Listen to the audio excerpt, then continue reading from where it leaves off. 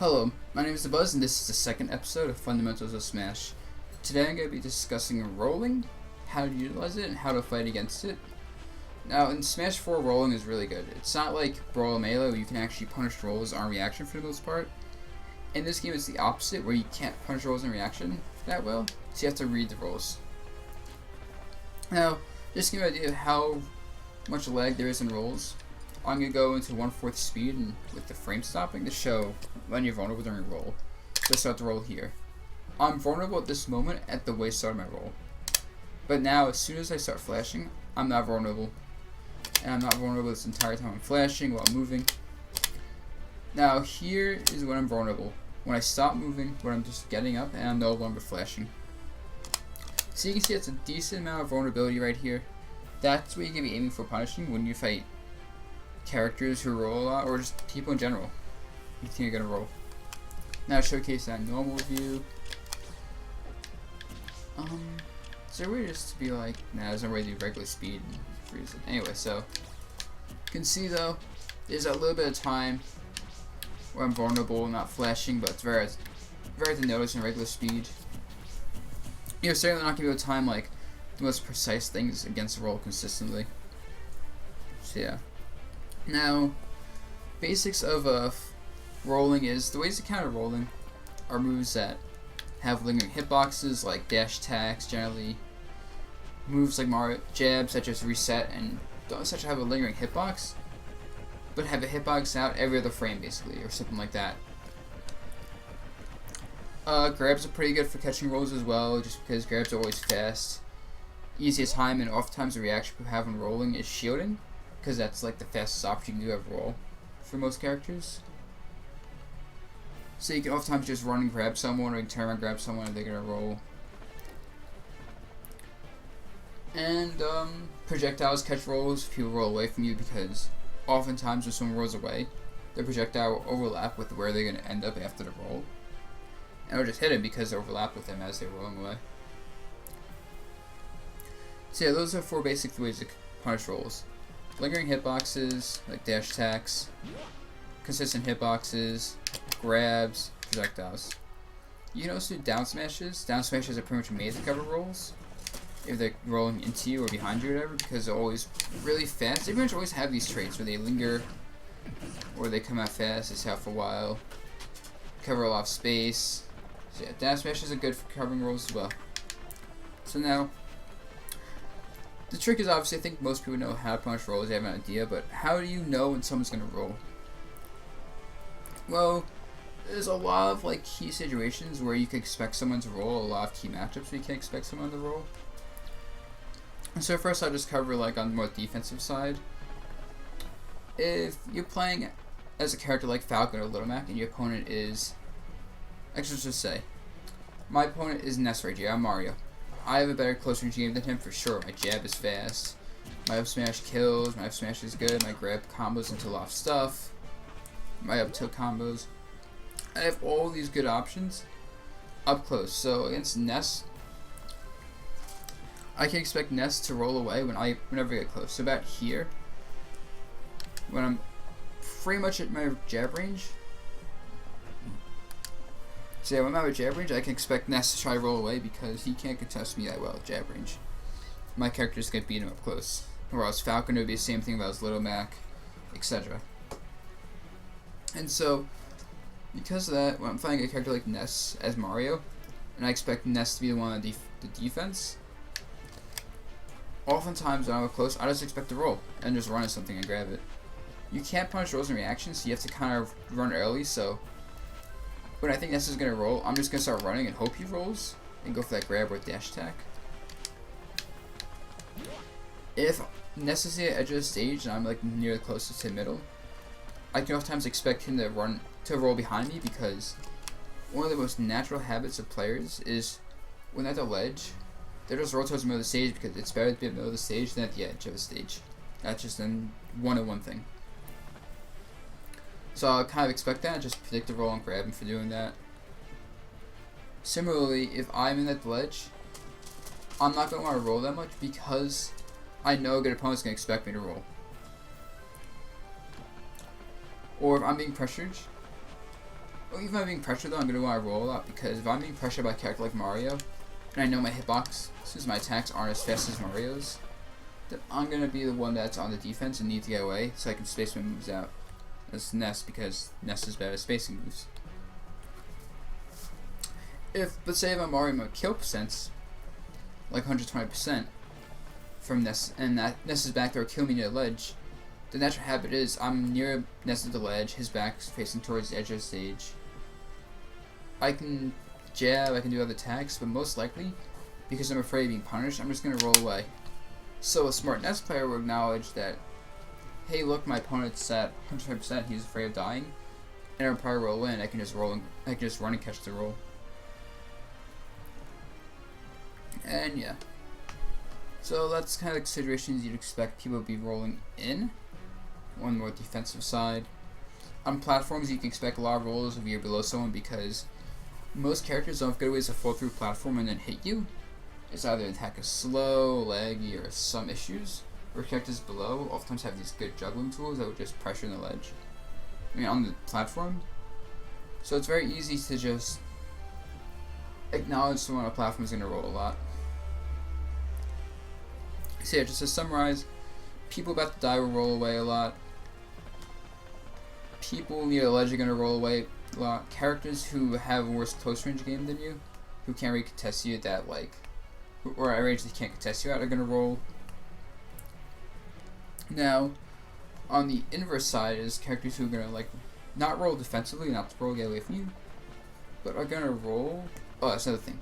Just because someone is at a high percent or they can't fight you close doesn't mean they won't roll behind you.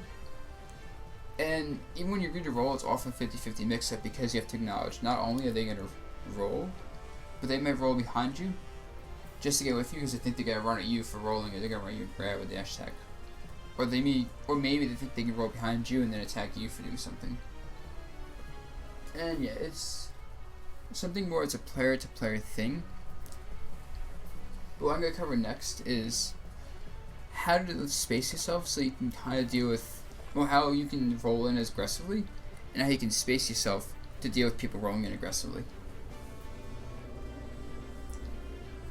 And also one thing keep about rolling against defensive people is you have to commit to punching these rolls. You won't be able to just throw attacks out and punish roll as well, because unless you have a strong projectile, it's just rolls are going to cover too much distance too fast. Yeah, so offensively, if someone is rolling, they're going to try rolling to get in on you. One of the key things they're going to try doing is getting in a spacing where if they roll behind you. So as Mario, I want to be in a situation where if I roll against Ness, I can jab him, I can grab him, I can do an aerial, I can smash him, I can do anything I want with his back turned to me. And similarly, because I want to do that, because if I'm at the distance, I can do my mix-ups of dash attack, run and grab, run and smash, throw a projectile out as an approach, cape, down air, all my approaches. Now, if I can do all that stuff, but I can't roll behind you, you know what approach is going to come from the front. You can limit my options just by shielding, just by throwing out hitboxes.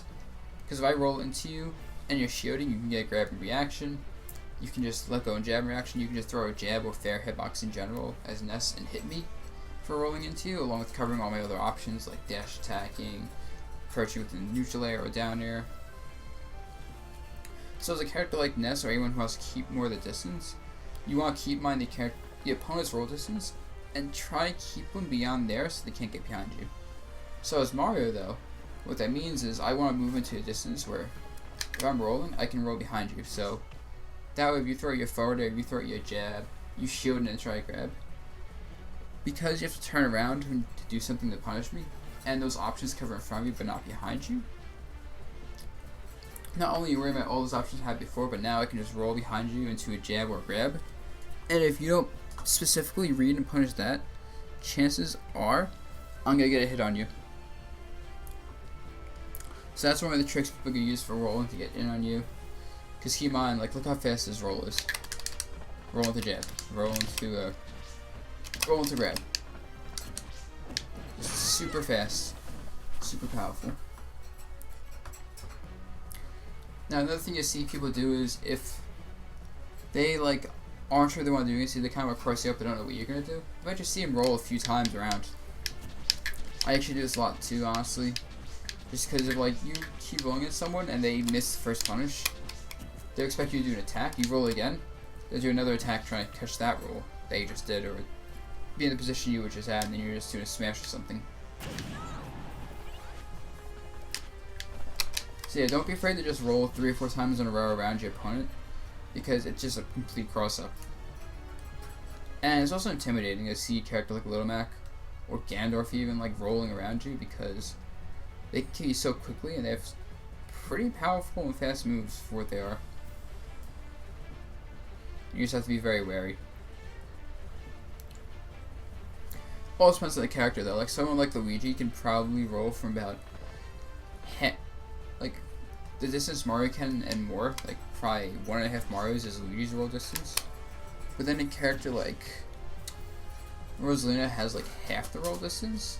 So even up this close, she won't be able to get behind Ness that easily. And you can keep her out much easier as a result. Now one other thing to keep in mind about rolling is rolling through projectiles is also great. So you are fighting Ness. I'm fighting Ness. I see you doing a PK fire. I see the startup of it. I can easily just roll in and do F tilt because at PK fire, projectiles generally speaking have a lot of cooldown on them, or at least a decent amount of cooldown. Not enough that you can shield and then shield and go for a punish, but that if you jump over your opponent, you can get punished on them. If you roll through projectile, the startup of it, you get a punish. Also depends on your character's roll, obviously, but for the most part, most characters can just roll into you and do that. So keep in mind when you're playing someone like Samus or Duck and Dog that your opponent's going to be looking for those rolls a lot, because that's the natural way to get around projectiles.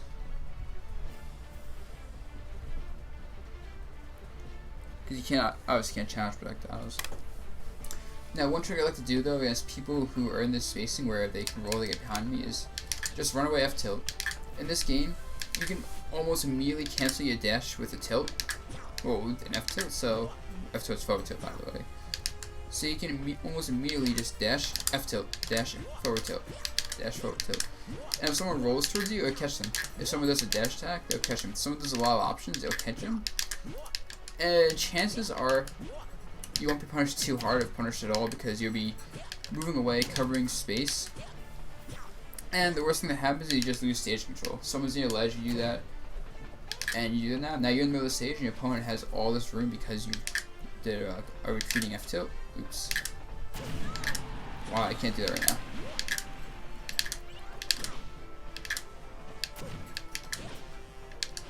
Like that, like. So if someone's in the middle of the stage though, and I do a shooting F tilt. Oh my god, why can't I do it right now? Like that. Look at my distance, now to the ledge. I do that one more time. Oops. I did that one more time when I was near the ledge and now at the ledge, and my opponent was closer. I'd be in a really bad spot. So, against rolls, runaway F tilt's good, but keep in mind there's weaknesses towards that if you think someone's going to roll towards you. But it definitely is a very strong way to counter rolls while covering all the options pretty safely. But by far the best way to do it is if you can, just turn around grabs, turn around jabs, or down smashes, or just any smash if you can time it right. And you're going to see this more with characters who have strong close range games like Falcon, Little Mac, Mario, Ganondorf, those characters who when they get close are going to scare you and threaten you. Or even people who want to get these kills. So like even if Ness is fighting Mario, if Mario's 120 and Ness is like 40, I won't be surprised to see like Ness try and roll behind Mario and go for a back throw, or even just roll into him and go for a back throw. Because that's just the easy way to get a kill. You get that one good read, the risk is generally worth it. And yeah, overall it's just a strong thing to do. And obviously, people use rolls just to move around the stage. So, if, like, I'm Mario and I'm near the edge and my opponent's at the other side of the stage, I can just roll twice and I'm in the middle of the stage. And my opponent probably won't be able to punish that at all. If I want to be really safe, I can even just roll once and I'm not in the middle of the stage, but I actually have a good amount of space to move around with now. I have enough space to roll backwards, I can still roll forward, I don't throw me out this stuff.